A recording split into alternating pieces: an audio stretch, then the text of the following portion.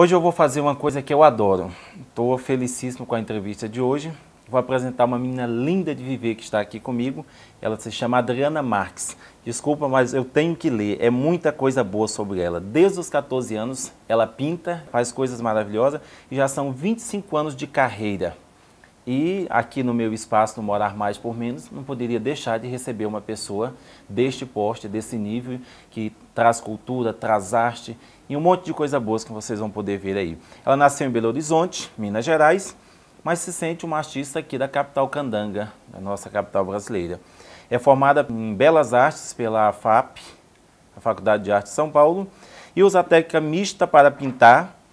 Um dos trabalhos que ela mais gosta, entre todos os seus trabalhos, são inúmeros. Eu estava agora há pouco folheando o catálogo dela, são coisas lindíssimas. Eu estou falando de Adriana Marques, nossa menina artista chique e linda que está aqui comigo hoje. Obrigado, Adriana, por ter aceito nosso convite, obrigado por ter vindo. Quando você definiu que você seria artista e teria isso como carreira profissional na sua vida?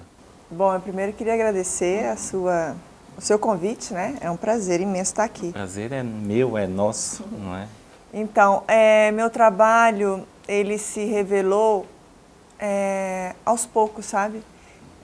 Porque o trabalho de arte é um trabalho de construção diária. Sim. Mas o meu insight foi desde muito nova. Com 14 anos eu fiz a minha primeira exposição e de lá não parei mais. Onde foi essa primeira exposição? Foi numa livraria bem antiga. Não, aqui em Brasília. Aqui em Brasília? Eu vi nas informações que recebi sobre você, que você mudou, nasceu em BH, mas com um ano de vida você mudou para a capital federal, Brasília. Sim, eu morei aqui até os 17 e com 17 anos eu fui para São Paulo, fiz vestibular para a FAP e comecei a estudar mesmo arte lá. E aí começou a pintar aqui no Distrito Federal? Aí eu fazia cursos assim pequenos com alguns professores, né, particulares, que tinham escolas pequenas. Mas aí quando eu defini, falei para minha família que eu realmente queria fazer esse curso de artes, e pensei na FAP em São Paulo, porque era uma faculdade já com uma tradição forte, né, no meio artístico. Uma das mais bem conceituadas no nosso país. A Fundação Armando Álvares Penteado. E aí meus pais, minha mãe não queria que eu fosse, mas meu pai me apoiou e aí eu fiz o vestibular, uma prova bem difícil, toda subjetiva. Mas como eu era muito criativa... Existe alguma coisa difícil para artista? Principalmente o artista plástico. A gente tem a impressão que todo artista é um multifacetado, pode todas as coisas na sua arte. Olha, depende do rigor de cada artista. Porque tem uma frase que a gente diz assim, na arte pode tudo, menos qualquer coisa. Você pode fazer tudo o que você quiser, mas você tem que ter um rigor. Então, a gente é um pouco multifacetado, sim, só que, por exemplo, eu trabalho com gravura, com escultura, com desenho, que a minha paixão e minha maior paixão é a pintura. Mas esses fragmentos de trabalho, de laboratórios, para mim sempre caem na pintura. Então, quando eu faço a gravura, e eu vou para a pintura, vem um pouco da gravura. Você fala gravura, você faz uma divergência, uma separação entre gravura e pintura. Qual a diferença entre gravura e pintura para quem está em casa, para quem gosta de arte? Bom, são duas técnicas bem diferentes. A pintura é tinta, né? O pó, o pigmento, a tinta óleo sobre tela, sobre um tecido. E a gravura você desenha em cima de uma placa de cobre. E depois você passa por uma prensa e grava aquele desenho. Então tem água forte, tem água tinta dentro da gravura. É uma técnica muito antiga e é uma técnica onde você trabalha basicamente com a alquimia e com o tempo da alquimia. A pintura também, ela traz um pouco da alquimia, mas a gravura, para mim, assim, é uma das técnicas mais delicadas e rigorosas de se aprender. Que idade você tinha quando quando fez essa primeira exposição e quando começou a pintar? De quando você começa a pintar até você fazer a sua primeira exposição? E que obras eram essas? O que você expôs pela primeira vez para o público ver, que gerou aí a base para se construir a carreira de Adriana Marques? A primeira exposição foi com 14 anos, que eu fazia parte de um grupo pequenininho de estudos, né? E era desenho. Aí a gente fez a primeira exposição. E de lá eu não consegui mais me desapegar do olhar artístico. Porque uma vez que você entra nessa dimensão do olhar artístico, toda a sua vida ela é tocada por isso. Então, por exemplo, quando eu vou fazer um aniversário do meu filho e que eu vou fazer uma festinha, o guardanapo, o copo, o bolo é de uma maneira especial. Então, o artista, ele sofre demais por causa disso, porque tudo para ele é muito especial e muito intenso. Eu imagino. Quando a gente olha para alguma coisa, você já direciona para aquilo que você sabe fazer ou para aquilo que você gosta. Eu penso que quando você vai organizar, os artistas plásticos, quando vão organizar uma festa, por exemplo, deve ficar imaginando em cada coisa uma arte transformada, o guardanapo numa obra de arte, que possa exceder a simples matiz de um guardanapo e passar a ter ali uma outra função, uma outra utilidade e desfrutar de um apreço maior. Acho que não estou enganado, né, pelo que você acabou de dizer. Não, e até aqui, nesse momento... qual é a conexão que eu posso fazer com você? Qual é o tipo de lembrança que eu vou levar de você quando eu sair daqui? Porque aí é que está a intenção, né, e a percepção com que a gente vê a vida. Eu não consigo passar por essa entrevista e ir embora para casa e falar, ai, foi bom. Não é isso. Eu vou ficar pensando em você, na entrevista e nas pessoas que estão aqui durante o dia, durante 2, 3 dias. Eu nunca me encontro num lugar onde eu esteja, assim, um pouquinho lá. Ou meramente por estar. Eu também não. Eu acredito que tudo tem uma razão de ser, que a vida é uma arte, que esse momento nosso aqui, esse momento que nós podemos falar com as pessoas que nos veem, esse momento com a nossa produção, com todas essas pessoas, não é um momento comum, de jeito nenhum. Ele estava escrito de alguma forma como uma arte que foi pintada, como uma gravura que foi feita. Eu também, como você, não consigo passar por isso. Eu entrevistei a Adriana Marques e foi mais uma entrevista. Não, foi a entrevista com a Adriana Marques. Isso marca a minha vida, a minha história. Todo artista tem um referencial, uma inspiração, um outro artista que ele inspirou. Qual foi o seu? Eu sou apaixonada por Monet e sou apaixonada por um artista que eu conheci há pouco tempo na Bélgica agora, que é o Luc Tuinans, o Tainans, não sei, eu acho que é Luc Tuinans. O trabalho de pintura dele é de cair o queixo, é pintura. É aquele trabalho artesanal, aquele trabalho intensivo de bordado, diário, que a pintura é um bordado. Uma renda renascença, por exemplo. Eu estive agora no Nordeste, há 4 dias atrás, e pela primeira vez na vida uma senhora me fez uma demonstração sobre a renda renascença, que é uma das rendas mais caras, famosa por Marta Medeiros, expandida do Brasil para o mundo, né? E ela me disse que uma pessoa demora em torno de 6 meses a 1 ano para fazer uma saia, por exemplo, uma saia que eu vi lá. Isso é arte, não é? E a questão do bordado na pintura é que o pensamento da pintura é como se fosse existe o lado direito e o lado avesso, né? E o avesso ficam os nós. O que aparece para o público, e eu acho que não só na pintura, mas no processo criativo, é só o lado bem feitinho. Só que tem muitos nós aqui. E esses nós a gente tem que aparar as arestas, às vezes a gente erra, tem que voltar, e o lado bonito, o lado belo é que fica para o público. Então, esse bordado artístico que a gente faz em cada trabalho e que me remete a alguns artistas que têm essa resistência, é uma certa resistência intelectual, emocional, sentimental e de percepção. E um dos artistas que eu vejo que tinha essa resistência, que, voltando à sua pergunta, foi Picasso também. Picasso tinha uma resistência para fazer um trabalho, ele fazia 1, 2, 3, ele fazia 20 vezes o trabalho. Ele tinha uma resistência intelectual para não se deslumbrar com aquele trabalho e ele tinha uma facilidade para o risco. Ele desmanchava e ele começava um trabalho sem medo nenhum. Ele terminava um trabalho e ele desmanchava esse trabalho e começava outro. Ele tinha um trabalho terminado. Apagava uma tela pintada? Não, ele rabiscava em cima. E se num dia ele achava que o trabalho estava bom, no dia seguinte, quando ele acordava, que ele olhava o trabalho e que o trabalho dizia alguma coisa para ele, o que ele via alguma incompletude no trabalho, ele não falava, não, aquele trabalho ali, nossa, eu sou um gênio, não. Ele pegava o trabalho, enquanto ele não terminava aquele trabalho, ele começava.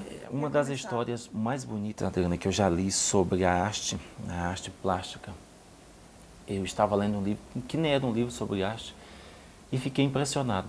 Você deve conhecer isso, você vive da arte e na arte. Quando eu li a história sobre a Santa Ceia, eu não sabia da história da pintura da Santa Ceia. Fiquei impressionado quando descobri que a mesma pessoa que pousou para fazer a face de Jesus, pousou 2 anos, 3 anos depois, tempos depois, para fazer a face de Judas. Eu acredito que o bem e o mal realmente têm a mesma face. Eu fiquei encantado com essa história que Da Vinci ficou esperando, procurava pelas ruas uma face que pudesse ser a face de Judas. E terminou esbarrando na mesma pessoa que pousou para ser. Eu também não sei, eu li isso num livro, mas fiquei impressionado. Você tem alguma informação sobre isso? Isso procede? É verdade mesmo? Cada um dos discípulos, cada pessoa daquelas, foi uma pessoa que pousou para ele copiar a face? Não sei. Não sei se me trouxe uma informação agora nova. Muito interessante isso, né? A conversa vai ficando tão boa, a gente vai falando tanta coisa.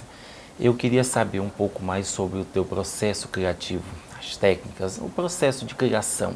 O meu processo criativo mudou depois que eu fiz um curso com o Charles Watson. Ele é um professor que dá aula no Parque Lage e ele tem um grupo de estudos na casa dele, né? No ateliê dele, no Rio de Janeiro. E antes disso eu trabalhava 2, 3 horas, 4 no máximo no ateliê, todos os dias, tal. Mas assim, achava que já estava com uma carga horária boa e que, né, o processo criativo estava andando. E depois que eu fiz o curso com ele, a gente passou 1 mês e 1 semana no ateliê dele. Foram 24 alunos, designers, arquitetos, artistas plásticos, cineastas, fotógrafos. Todo ano ele dá esse curso em janeiro. E aí a gente entrava no ateliê 1h da tarde, tinha uma aula teórica todos os dias de 2 horas, 3h30, 4 horas a gente ia para o ateliê para começar a trabalhar e terminava às 4 da manhã, às 3 da manhã. Ou seja, eu trabalhava lá de 11 a 15 horas por dia. E ali é que eu vi que tem um platô de resistência física e emocional, onde, uma vez que você alcança aquele platô de produção e de pensamento, que é onde você não sente fome, você não sente sede. E a questão do emocional, de estar, como eu estou feliz de estar fazendo esse trabalho, como esse trabalho me faz bem, não tem nada disso lá na hora. Você lida com o trabalho como um objeto e que você, por exemplo, no curso dele, e você tem cada dia uma proposta diferente para um único objeto, e você lida com aquele trabalho, com aquele objeto, como eu lido agora no ateliê, depois desse curso, de uma maneira mais objetiva, sabe? Você destrincha o que você está fazendo, você investiga. O meu processo criativo passou do emocional e delirante, quase catatônico, para um trabalho mais racional, mais lógico, mais objetivo, com uma pegada subjetiva também, claro. Mas assim, com um distanciamento maior do que você está fazendo. Eu não, sabe, ficar deslumbrada porque eu fiz uma folha que é igualzinha a folha. Isso é o começo do trabalho. Então, o meu processo criativo, depois que eu tive esse curso, realmente foi muito importante e vem também com essas pesquisas, né, dos estudos, dos livros e da paisagem, que eu lido com a paisagem diretamente. E é isso, é no dia a dia, no dia a dia. Como Monet foi uma das suas inspirações, é um dos seus ídolos na arte, você também pinta flores como ele? Não, eu pinto a luz. A luz. O impressionismo é muito parecido com a luz de Brasília, né? Então, é uma pesquisa que eu tenho sobre a luz e as cores. É uma luz, a luz do meu trabalho ela é mais alongada, né? O impressionismo ela é pontilhada. O meu trabalho ela é mais alongada, que vem a questão também da fotografia, que eu fotografo as pessoas ou que eu quero pintar, eu fotografo antes. E trago essa luz até um pouco do cinema também, talvez, não a luz do cinema, mas o enquadramento do cinema, que também é uma fonte de inspiração para mim. Você dá um prazo, eu tenho que terminar essa arte, eu tenho que fazer isso aqui, eu tenho que terminar essa tela. Tem um prazo para isso ou você vai pintando? Ou já tem em mente? Quando você começa, se você parar, são várias perguntas uma só. Se você parar por longos dias ou der um intervalo, você perde a inspiração naquilo. Ou quando você pega, vai até o final, uma vez que pegou o feeling daquela inspiração. Eu, quando começo um trabalho, eu tenho que terminar. Então, eu começo um quadro hoje, é a primeira camada que eu dou, que eu falo, né? São as primeiras 10 horas de guerra. É uma guerra com o quadro. Quando ele começa a se formar, que ele começa a pegar corpo, aí eu ponho ele para dormir e eu vou dormir também. Porque precisa de um descanso, porque eu fico contaminada por aquela imagem e já não sei mais para onde eu vou, né? Aí no dia seguinte eu retomo o trabalho, no máximo 4 dias eu faço uma obra, um trabalho. Você já fez algum em tempo recorde? Olha, eu faço desenho em 5 minutos, eu te desenho em 5 minutos. Que bom. Você já me desenhou. Mas, assim, um trabalho de pintura não. O que eu vejo, Adriana, é que a arte para você é séria, não deixa de ser arte, mas é séria. Você tem isso como meio de sobrevivência, como carreira, como profissão. E aí eu te pergunto, você usa as leis de apoio, os fundos de apoio existem, nós sabemos que tem o FAC, né, Fundo de Amparo à Cultura, não é? Fundo de Apoio à Cultura. De apoio à cultura, é verdade. Isso. Quais são os benefícios que você, Adriana, ou que o artista em geral, que você tenha conhecimento, usufrui disso? Chega até você algumas benefícios dessas leis de incentivo, disso e daquilo? Eu tenho amigos, artistas que foram contemplados e foram muito bem contemplados e tiveram um respaldo. Porque, olha, a questão das leis e do financeiro para o artista, o maior bem que o artista tem é o tempo. Então, às vezes, muitas vezes eu vendo um trabalho porque eu falei, bom, eu vou ter tanto tempo para pensar só em arte. Então, quando você tem uma lei e que tem esse apoio, ele te dá esse tempo. Que ele te dá o dinheiro para você não precisar fazer nem... Você não vai precisar dar aula, você não vai precisar trabalhar no shopping, você não vai precisar nada. Você só vai trabalhar com pensamento artístico. Eu tive uma experiência recente agora, não foi muito legal não, foi com o FAC, Fundo de Apoio à Cultura. Eu ia fazer uma viagem com um grupo de estudos com um professor do Rio e a gente ia para a Bélgica e para a Holanda, uma viagem de estudos. Eu sairia dia 1º de agosto e voltaria dia 13 de agosto, mais ou menos. E eu marquei minha passagem de avião para o dia 1º e para o dia 13. E uma semana antes, eu pedi 12 mil reais, eu não fui contemplada. Entrei com recurso, bom, afinal das contas, não deu para eu pegar esse dinheiro. Eu tive que vender meu carro, eu estou sem carro até hoje. Sim.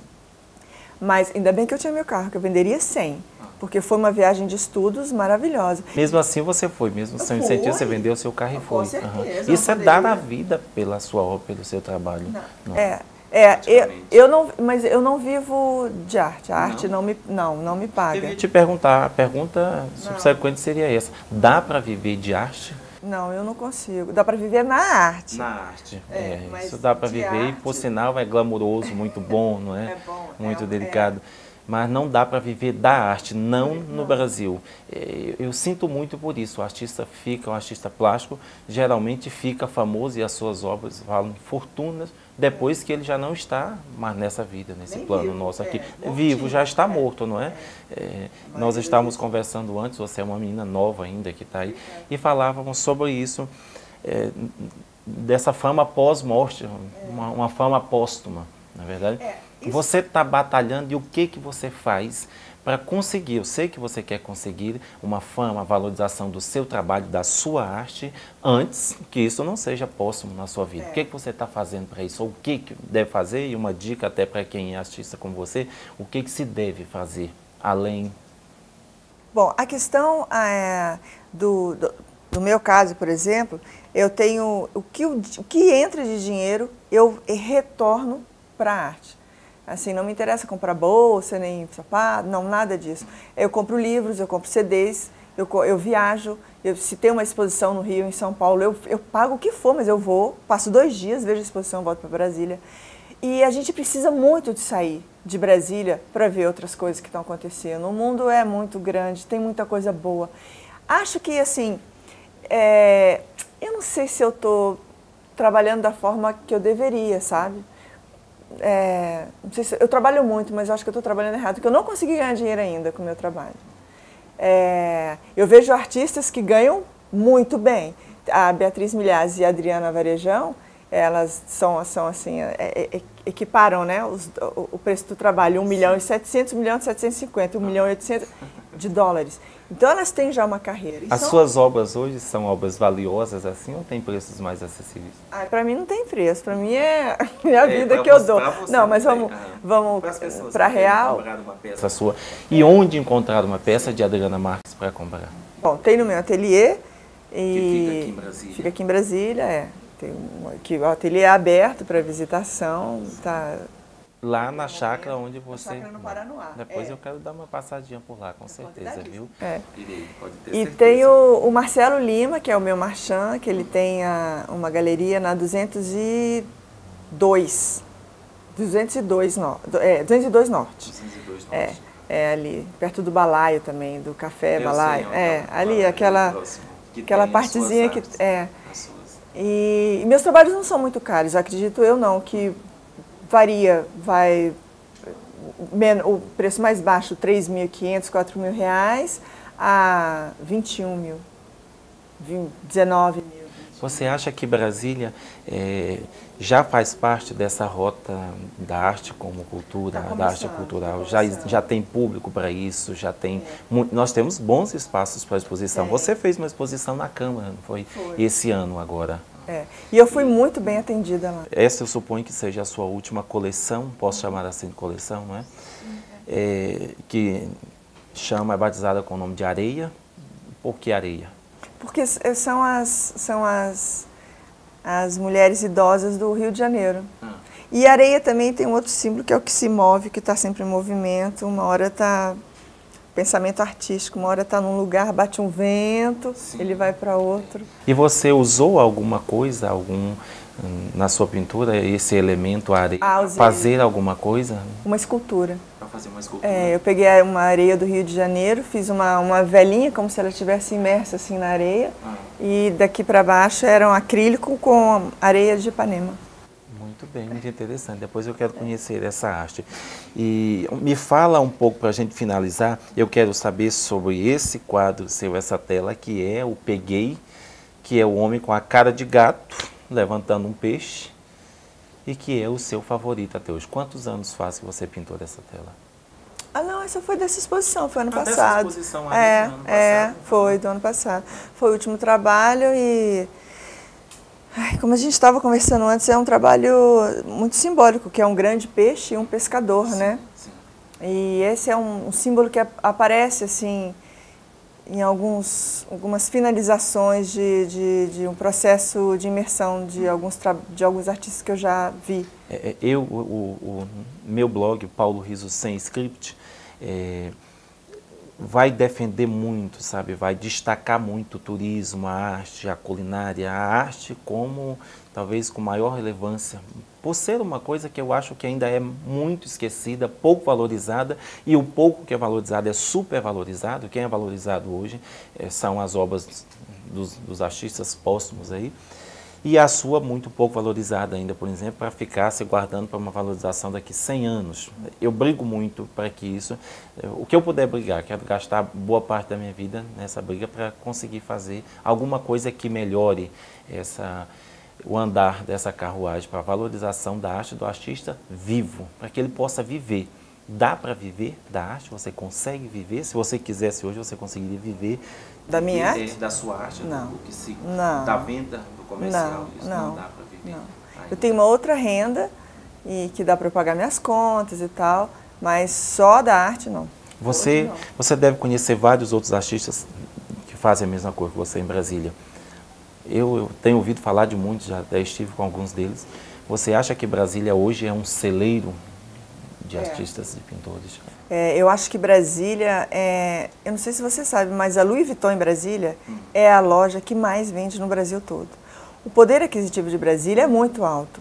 Só que não há ainda um direcionamento para uma aquisição de obras como se fosse um bem que vai valorizar.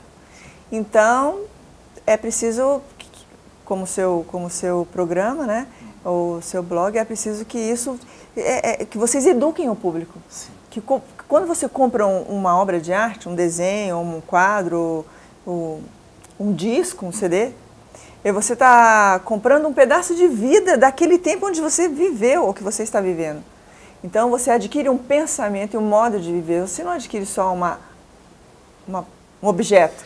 Quando uma pessoa adquire uma peça sua, ela quer saber disso, ela busca um contato com você para saber do valor agregado a essa peça, ela quer as informações? Como é isso? Depende. Tem gente que quer saber como foi feito, processo quando. Criativo, inspiração. Tem clientes que querem. E outros colecionadores, eles gostam justamente disso, de manter esse mistério. Essa linha misteriosa que o artista foi capaz de colocar, essa realidade estranha, né? A obra de arte é como vinho, quanto mais velha, mais cara? Ou independe da idade? Depende só de quem fez? Eu não acredito nisso. Não. Acredito que os artistas que já são respeitados, né? Que já tem um mercado, vamos dizer assim, um mercado e um respeito intelectual e um respeito de mercado, eles terão para sempre. Os novos, assim, eu já ouvi um colecionador dizer, o colecionador não, o dono do Inhotim, eu conheci ele lá e ele deu uma entrevista pra gente, o Bernardo Paes, ele falou, de 100 artistas que eu conheço, 5 vão ficar. Então, o que falta no meio artístico para ficar os 100? No meio de vocês, o que tu acha que falta para ficar os 100? Porque todos são artistas, fazem coisas belíssimas. Tem gente que está fazendo coisa belíssima por aí, que eu vejo, sei lá, R$100. Eu vejo obras maravilhosas a R$100, porque a pessoa não é conhecida, quem assina a obra não é conhecida. No entanto, são coisas maravilhosas. Eu vi agora em Natal, no Rio Grande do Norte, na praia, assim, 200 telas. Tinham uma mais linda que a outra, a R$100, R$200. Isso é vantagem para o mercado ou é uma desvalorização da arte, isso? Olha, eu acho que depende do meio, né? Depende do meio. Tem o mercado de Brasília, tem o mercado do Rio. Não é tudo arte? Não, o mercado... Porque tem uma máxima, a arte não se pede desconto, arte é arte.